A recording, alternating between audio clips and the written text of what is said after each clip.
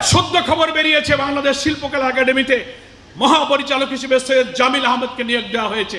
তিনি এসেই বলতেছেন যে 24 সালে এসে মেয়েদের বোরখা পরার দরকার কি।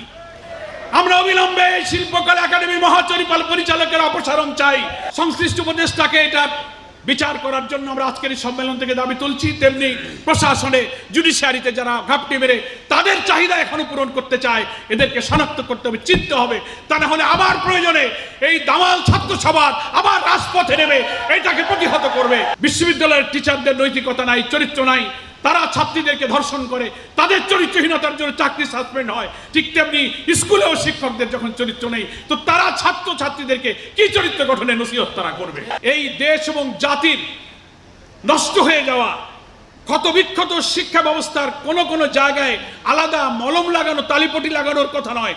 গোটা ব্যবস্থাকে ভেঙে, এই সভ্যতাকে ভেঙে নতুন সভ্যতা গড়ার জন্য গোটা শিক্ষক সমাজকে আন্দোলনে এগিয়ে আসতে হবে। ফলে আপনি আজকে একটা জায়গায় মেরামত করতে যাবেন, কিন্তু আরেকটা জায়গা নষ্ট হয়ে যাবে। এর মূল কারণ হলো এই দেশ, এই জাতি, এই সভ্যতা, এই যে আদর্শের ভিত্তিতে আমরা দাঁড়িয়ে আছি, এই আদর্শ, এই সমাজকে ভাঙতে হবে, নতুন সমাজ গড়তে হবে।